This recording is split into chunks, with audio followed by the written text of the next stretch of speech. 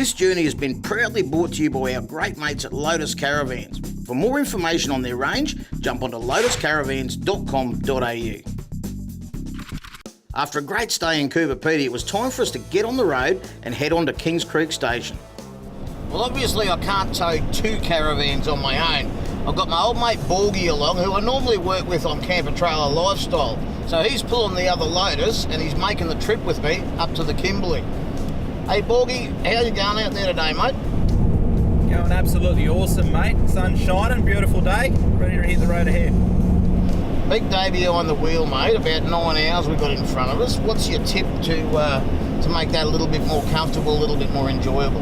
Mate, you got to keep yourself entertained. So, yeah, I've got a couple of driving games I like to try and stick to. So, you know those little white lines you see in the middle of the road, little broken lines? Copy that. Mate, I like to try and count them and see how many there is between basically each stop. What do you like to jam in the cab with you there to keep you occupied, mate? Yeah, mate, look, at the end of the day, I think it's all about just keeping your eyes on the road and you know, having a good look around and really taking everything in.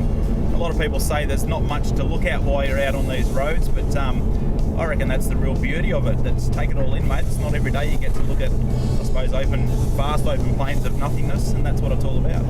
You know what, you're dead right, and personally, I get the best thinking done driving on these sorts of roads where you haven't got a lot of stuff to distract you as you're driving along. So if there's anything you want to roll us around inside your head and get sorted out, a drive like this is definitely the one to do it.